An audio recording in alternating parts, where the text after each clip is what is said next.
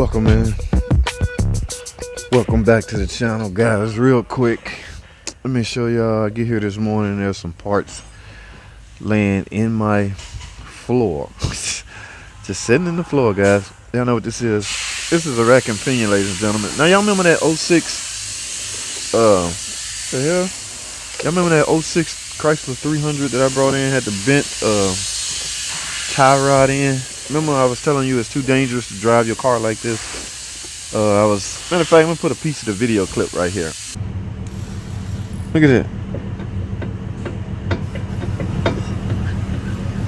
That broke.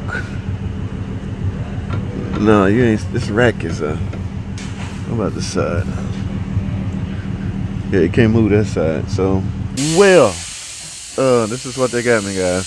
It's not an OEM. It's not new. It's an aftermarket reman. But when the aftermarket or when the insurance company trying to save as much money as possible, this might be what you get. Now, on an OEM, I will likely have gotten a rack already equipped with tie rods. So in this case, they had to get me some tie rod in.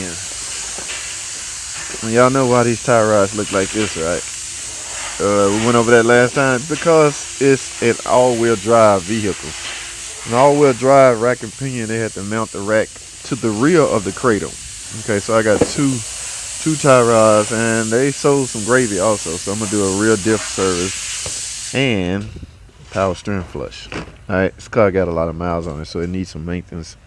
And also, I remember I had two tires, guys, because remember when you ride like that, if tie rod is bent, you're gonna affect toe, and toe was way off. So she just kept driving like that. She even drove to the shop like that. So you can imagine how much toe wear that tire has accumulated. Okay, so guys, rack and pinion is super easy. All right, now I haven't done one in a while on an all-wheel drive. It's not much different. It don't look much different. However, I will have to set toe. You pretty much have to do toe anyway, or you should, if you get a new rack. Now I told y'all last time the OEM racks with the tie rods already on them, sometimes they can be automatically set, but no two cars are perfect. No two frames are perfect. So when you bolt it to the car, you may be off. Okay, not the toe itself, but the way it's built. No two cars are the same, guys. So they should advocate that you do an alignment no matter if tie rods supposedly set at the factory or not. Alright, so this is a '06. Let me show y'all some of the major difference in. Remember, see how these tie rods are built? They got a curve to them. Alright, now I have a '06 in my stall right now. Let's take a look at something. Alright, this is a '06 Charger, the one we getting ready to work on, the '06 300. Y'all see how this one's in the front of the cradle, and see the tie rods are not built like the one. The Chargers and the 300 have pretty much the same suspension. I guess based off if they're all-wheel drive or not. Okay, that's a difference. But yeah, this rack is super easy. Bzzz. And the good part about it, you don't have to go under the steering wheel to remove the flange nut from the rack. Okay, because it's down underneath the car. So it's the same with that 300. So I'm going to take that off, take off all the connections to the rack, and the rack just fall down. Of course, be mindful of, that's why I'm doing a power steering flush. I'm gonna flush out all the old fluid and go in with new fluid. And of course the tie rods. Y'all see the difference? Notice the difference in tie rods on this car, a Charger as opposed to a 300 all-wheel drive. That whole suspension is right here. All right, so let me go bring this car in and get to work, guys. Like I say, it's fairly easy. I might just set the camera down just so for entertainment purposes. Some people like to see this, and again, I will have to align it. So let me go. I got work to do, guys. Let me go to a quick break. I'll be right back. We got to get this rack out of here. Let's get it.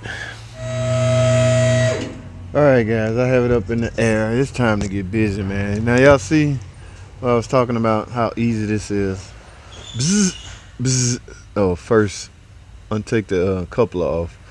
Right there, this look like a 13 millimeter. Bzz, bzz. Oh, we gotta get the lines off. Where's my power steering lines? They're attached to the rack right here. right here. Okay, so grab your 18. Of course, the wheels got to come off so you can gain access to the tie rod, and this sucker would just fall. Yes, all-wheel drive. I got a couple of subscribers got these all-wheel drive 300. I'm no big fan of all-wheel drive, man. Just too much stuff to go wrong and break for not that much advantage to having in the first place. Okay, the advantage of having it has to outweigh, in my opinion. I mean, everybody has their own take on it, but yeah, they had to mount this rack on this side of the cradle because of a way to get axles to the front. Now, okay, and you notice, guys, it's a nag transmission. Let's go back over to this Charger and let's take a look at something. See, this is a nag transmission. Like I say, the suspension is normally the same if it wasn't equipped with all-wheel drive. On that car, the all-wheel drive, all of this is filled up. It's an axle going, a drive shaft going straight through here, and a PTU bolted right here to accomplish that feat. But on this car, the rack and pinion is this way, and even easier than that one. So in other words, they're both easy. All right, so y'all ready, man? Let's get to work. Let's get back over here and get to freaking work. Let me grab me some tools, another set of gloves, and let's get it. All right, guys, I'm at the point to now I want to take the power steering lines off first, and I'm at the point I can't. I feel something telling me to whip out the camera right now. I can't get this damn thing loose. It feel like I'm about to. It's an 18 millimeter head. I'm sure it's an 18. This is an 18 millimeter wrench. Okay, so I'm about to round it off, guys. That is the last thing you want to do, is round it off. See, you can see my 18. What's right below 18? Probably 17. Now 17 not gonna get on there. Maybe 11, 16, or what is it? 11, 16. What is the standard? 17 and 11, 16 or something like that is standard. Damn, I can't even remember. Well, anyway, I might have to go down one notch. But even if I go down on the wrench, it's not gonna fit on the head. 18 is what size it is, but I'm loose right now, and as I try to turn, I feel like I'm about to round it off. All right, here's what I'm gonna do. First, I'm gonna soak this. I'm gonna spray some rust penetration down here, or on it, so it can try to soak. Hold tight, guys.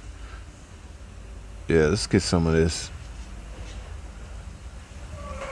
Now, what you need is like a flare wrench, line wrench, and for the life of me, I don't have any.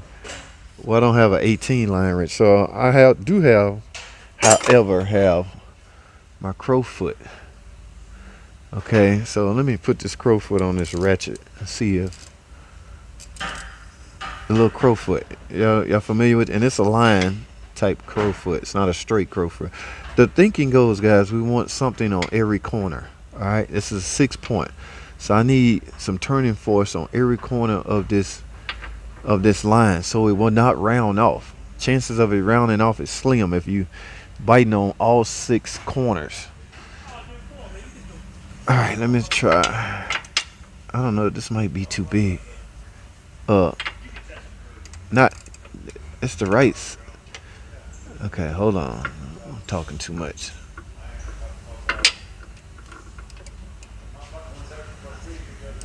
All right, I'm on here. Oh, wish me luck, guys. I'm about to give it a hard. Oh shit! Why is this sucker on so tight? Is that a better angle? No, I still got it. Hold on. Oh, oh shit! We on to something. Hold on, guys.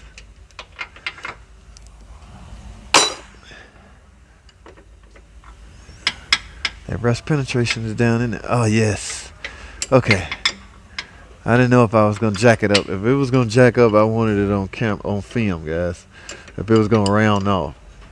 Over time, everything under this car just get rusted and soft for some reason. Yeah, I'm turning now. All right. I hope, am I turning enough? Yeah, here come the fluid. All right, guys. I will proceed. I just wanted to make sure nothing didn't happen and I not have it documented. Okay. I try to document all my potential problem issues so I have it, so I can cover my butt. All right, I need to grab a drain bucket and I'm gonna proceed with this repairs, guys. All right, let's get it, man.